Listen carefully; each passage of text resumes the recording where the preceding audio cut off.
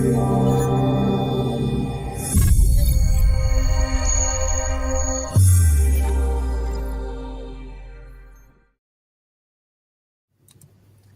and welcome to another edition of Nucleus Investment Insights. This is a bit of a pre-record, just going to be a relatively quick one today. What we really wanted to jump in on is the market volatility that we've been seeing.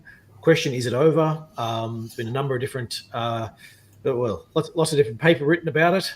I've got a few thoughts, but I'll jump in straight away with Dave if we can. Dave, got you? G'day there. Good to see you again. So I think you'd had a bit of a view that, look, there was still a little bit more to come, and I think there's been a few different things written about it. I think the comments we saw from Victor Schvetz was sort of, I think we quite liked the way I think he looks at the markets, and we've got a sort of quite a similar view. Is that, look, there's it's all about the liquidity and central banks are happy to rush out and put out any issues they see with liquidity, and that given the amount of investment dollars that are out there, basically that what we saw was a bit of indigestion from as Japanese rates rose, and that sort of flowed onto the rest of the market. Having said that, the markets are obviously quite expensive at the moment, and that had a great run, and so there's a pretty reasonable argument that within any sort of uptrend that you're going to get pullbacks from time to time, and this sort of if we didn't see anything else, or if we didn't see it sort of hit new lows, this would be pretty typical in terms of a pullback within an upward run. Dave, I guess across to you. What were your thoughts on market volatility? Have we seen the last of it? Is there more to come? What have you got for us? Well, this was a classic volatility shock. We had these days we sort of operate with this semi-permanently fragile market, which is driven by leverage the volatility indexes, by which I mean there's all these quant strategies that just bid around volatility in reference to other asset classes. So the more the volatility is driven down, sorry about the sun, the higher stock prices go, and you get into these sort of self-fulfilling quantity feedback loops, and that gives you a very high value but very fragile market. And every so often you get a shock of this kind, which very dramatically unwinds the low price of volatility, and in turn that sends what's called a VAR shock through other asset classes, and they will come off really fast. So this is a classic case in point. I'm more interested in what triggered it. Before you jump into that trigger, I'll just explain quickly some of the quant thoughts behind this for people who are sort of wondering. I think in a big picture sense, it's like effectively saying insurance gets really cheap. And so there's a lot of people out there, market makers. So people are trying to, basically bookmakers. Think of it as bookmakers are out there trying to hedge bets. They're not trying to take directional bets. They're just trying to say, I'm trying to find investors who want to bet on something going up, and investors want to bet on something going down, and I just want to take a margin in the middle. And so they're all out there with these different strategies about how to do that. And one of the things they use is various different types of options and leverage and other factors. And at times that can get really cheap. And so it's really cheap to do certain strategies. And then all of a sudden you get these shocks to the system, and the cost of that insurance goes up. And sometimes what that actually means is that all the market makers actually have to rush out and change the way they're insuring, because the cheap insurance they had is no longer valid. So they're actually out there pushing, and they can be pushing the market either in one direction or the other. And sometimes they're both up and end up on the same side. So markets going down, for example, and these guys are all out rushing, selling to try and reduce their leverage or reduce their positions in order to bring back that sort of neutral position for it. And so so that's the type of quant factors that can play into it. Sometimes it's sort of stabilizing, in that as markets are falling, these guys are out there rushing out and buying, and that helps to stabilize falls. Sometimes, as we saw in this time, it's the other way around. They're actually out making things worse while it's going on. So it doesn't really answer the why, though. That's more of an answering how. Yep. you get into these shocks.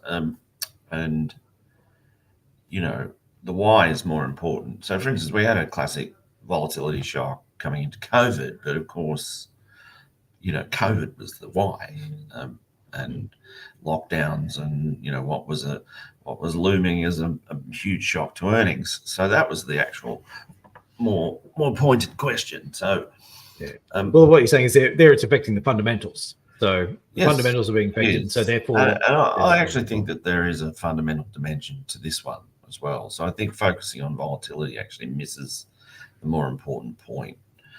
And lots of people have made these arguments. I'm not exclusive on it, but basically the U.S. economy is slowing quite. It's not crashing or anything, but it's definitely slowing, and we're starting to see that in labour market data, unemployment, things like that. The things that really matter, potentially to earnings before very long. And we're moving into an easing cycle from the Federal Reserve, and that I really look like I'm ascending to heaven here. The Federal Reserve's cutting, about to start cutting, especially after last night's good inflation data. And so that poses a question to the market, how much of a slowdown is this? Are rate cuts good news, or are they bad news? So, you have to ask yourself, how much is it going to slow if the Federal Reserve is concerned enough to cut rates? And I mean, one of the reasons I don't think they'll cut more than 25 basis points at the next meeting and for the rest of the year is, I think if they cut 50, it'd be counterproductive. They would spook the market about a growth slowdown that is not priced in equities. And so there's that as a backdrop, but there's more than that. You have the US election is really significant here, and it dovetails with some real quite serious global growth worries. In particular, I'm talking about China and the possibility of Trump being re-elected, triggering a new round of very large tariffs. Now, interestingly, you can't really draw a direct correlation between the ebbs and flows of polling and what has happened in the equity market over the last 6 weeks. But I would argue that to some degree, the rise of Kamala Harris in the last few weeks in polls has probably been a soothing influence over the equity market after the volatility shock. I say that simply because she represents continuity, much less change. And although Trump, is liked by the equity market in terms of his tax cuts, dropping a tariff bomb on China right now, I think would actually derail the entire global economy. It very possibly trigger a global recession. China is already that sick. Its economy is. So we've seen, accompanying the rebound in stocks, we've seen a sell-off in the Trump trades, the stuff that was pricing for a Trump administration. And so, I think that the favoritism of Kamala Harris, and I think she's rightly favorite, is acting as a soothing influence over the equity market. Yeah. But in a big picture sense, if you're just talking, what are the mathematical outcomes? You go, well, if it was a 50% chances of Democratic president, a 50% Trump president, and the Trump president, you're actually not quite sure what's going to happen. Like there's a whole bunch of different things, and maybe one day he can wake up and decide, to do something wildly different. So there's this uncertainty part that you've sort of got to factor into that. Yeah. And then that went to whatever, 75% Trump, 25% Democrat, and now it's swung back to 50-50 again. Or maybe Kamala's got 55-45 edge, but it's still close. But I guess my main point is, without being particular about the candidates, is that the US election's obviously having an impact, I think, on markets, and I don't think that's over. Typically, you'll get more volatility in September, October before a US election, and it's particularly so. I guess the point I would make, it's particularly so today because of the implications for China if it goes one way or another. And so, I think that's adding a lot of uncertainty, as well as the US slowdown, and then on top of that, obviously coming into all this stuff, we've had this very highly valued and very concentrated equity market, which really relies on nothing going wrong.